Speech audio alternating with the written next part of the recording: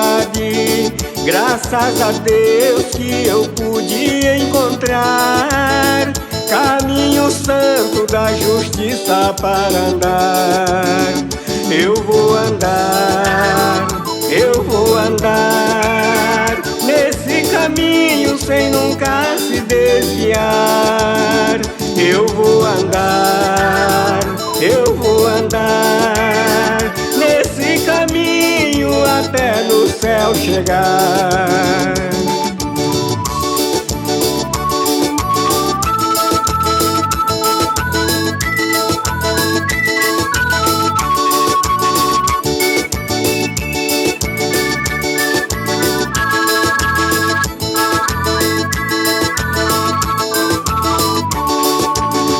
Esse caminho é mesmo maravilhoso, alto caminho do Deus Todo-Poderoso.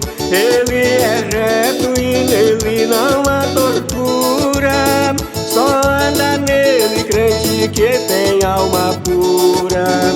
Eu vou andar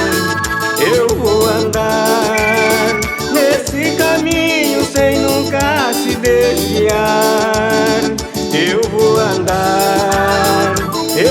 andar nesse caminho até no céu chegar.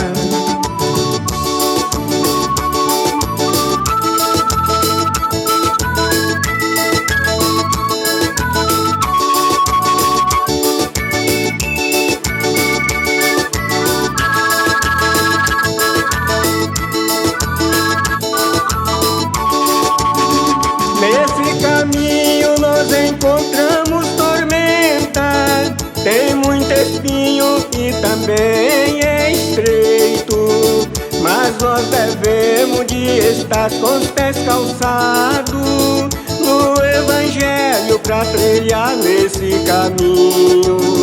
Eu vou andar nesse caminho sem nunca se desviar. Eu